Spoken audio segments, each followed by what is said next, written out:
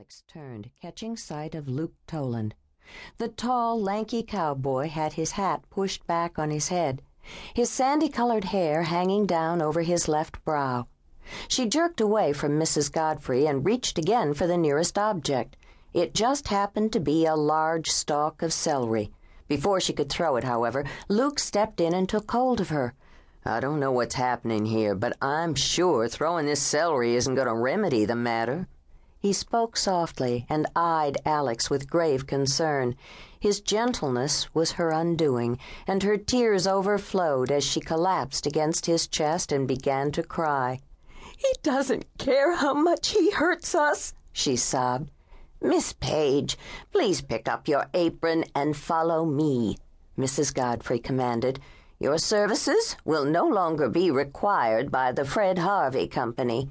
Melina began to cry as she passed by Alex, apron in hand. "But I need this job.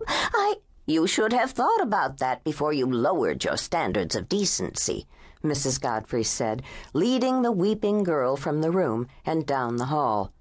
"Perhaps if everyone lowered their standards a bit," Rufus Keegan suggested in a loud voice, "we wouldn't find ourselves answering to uptight virgins and sour old biddies." Alex twisted in Luke's arms and started to charge for her father, wanting only to scratch the smug look off his face and clean the air of his vile words. Luke held her tight, however, and no matter how she tried to fight his hold, her actions were futile. "Alex," Luke whispered against her ear, "it won't do any good. He doesn't care." Alex grew still in his arms. "I see this wrangler knows how to handle you. Good for you, son." Keegan smoothed the sides of his mustache and trailed the stroke down to his chin. "You know, maybe if you'd spend more time keeping hold of her, teaching her the more pertinent things of life." He grinned and approached Alex and Luke with confident strides.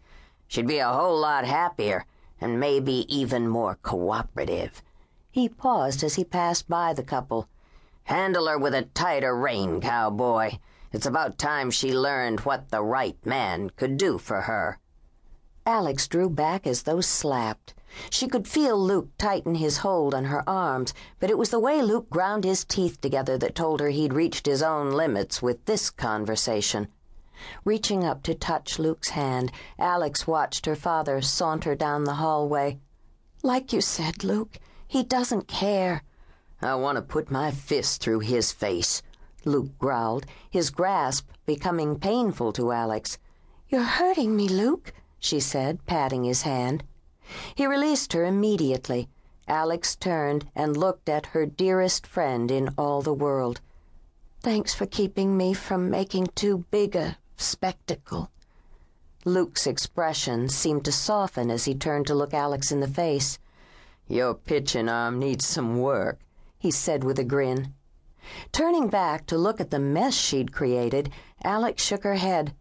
"I couldn't help myself." She looked back at Luke. "I wanted to hurt him like he was hurting me, hurting her." Alex felt the tears smart her eyes again. "I try so hard to be a good Christian, to keep an attitude that would be pleasing to God, but then something like this happens. How can I respect a man who so clearly does not deserve such honor? My mother's been hurt so much. What if she finds out what Father's done here today? Now, her health has been suffering." "I'm sorry, Alex." She looked up at him, knowing he was sincere. He'd always treated her kindly in the 4 years since she'd come to work as a Harvey Girl at Tovar. "I don't know what I'd do without you, Luke. Thank you for keeping me from making a complete fool of myself." Luke grinned. "Need some help cleaning up?" She shook her head. "No, I think the time alone will help me to cool off." "That and closing the door?" Luke motioned. Alex had completely forgotten that they were allowing all the cold air to escape. "I should have never opened the door to begin with.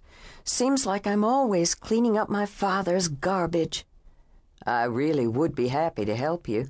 I'm done for the day and was just coming in to get a bite to eat." He seemed so eager to please her.